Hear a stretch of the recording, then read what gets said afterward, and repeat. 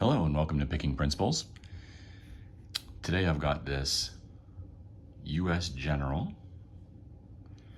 lock, hardened, nice thick shackle. Picked it up when I was at Harbor Freight the other day. It says here that it's a case hardened body with a super strong steel shackle, and down at the bottom, removable and rekeyable cylinder.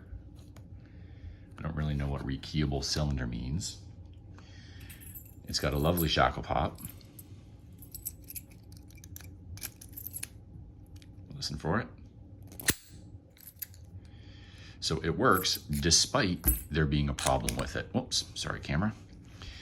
So I was picking it earlier, fooling around, and I was using this, what is this? This is the 30, I wasn't using it. I was using my 40 thousandths insert in the bottom of the keyway, but it's got a really soft core.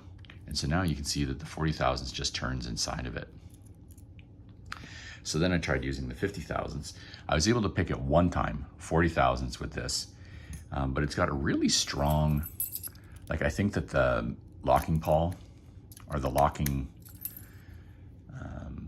the part on the back of the lock that turns the mechanism inside to unlock the lock, it's really tight to it and it requires a lot of force. So in order to tension it, you've got to put a significant amount of force on it, but it's a really cheap cylinder on the inside. So now I can put my 50 thousandths in, but it doesn't even really fit. And so I started using top of the keyway, and the last time I used top of the keyway, it gave away. So I'm going to show you something. Look at the very top. It's got a cracked cylinder now. And so I can't tension this at all.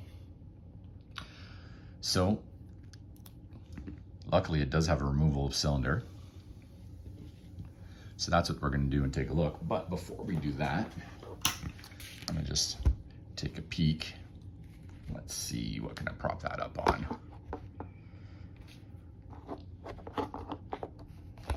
Maybe if I do this.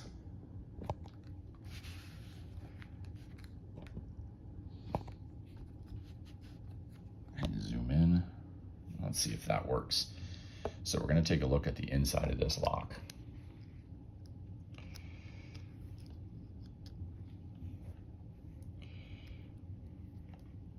So you can see there's a bunch of holes at the bottom of the cylinder, and you can see all the way to the back. It is unshielded, but there's no space to get between the locking mechanism and the part on the back of the cylinder that turns that locking mechanism. And there's the key pins. There are 5. Let's see if we can get an angle on them.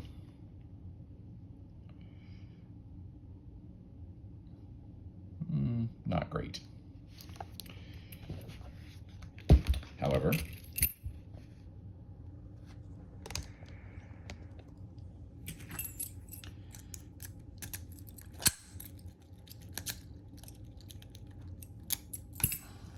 if I take that apart,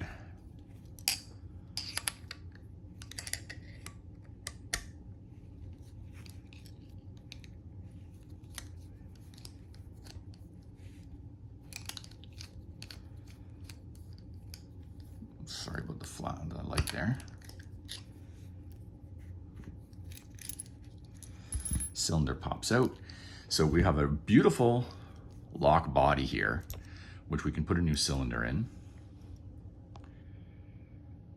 There's that locking mechanism I was talking about. If I lock up the lock, it is now in the locked position, and it's too tight up against this unshielded back right there to fit something in. How do I know? Well, because I tried. I got an old windshield wiper, pulled the steel out, and I fashioned this to go inside of the cylinder, nose down, to come out the back, and then to try to turn. And I angled it and sharpened it so that I could get in nice and tight. It's bent now from trying, but anyhow, in there, rotate to try and activate that locking mechanism. However, I just couldn't get that to fit between here and there. It's just too tight of a fit. So well done, well machined. I can, however, get in with a screwdriver once it's open to pop the lock. Don't even really need to use a flathead.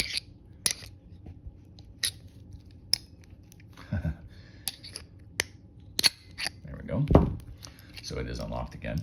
Anyhow, this lock body is 1 pound 6 ounces, almost 1.5 pounds. It's a beautiful lock body, but it's a really junky cylinder that they put on the inside. And now that it's out of there, it's quite easy to tension. And so I could throw it into Lock Truck's vise here and give it a quick pick.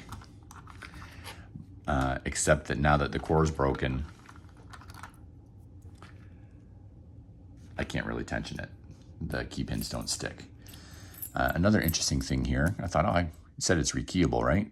So when I put the key in and rotate, it only goes halfway. It is key retaining. You'll see on the top here that there's 6 little pinholes. Oh, not able to focus. There we go. 6 little pinholes for keys.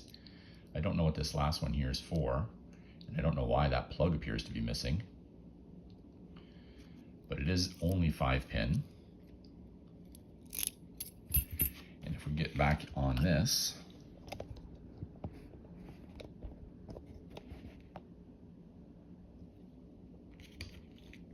and look on the inside of this, we can see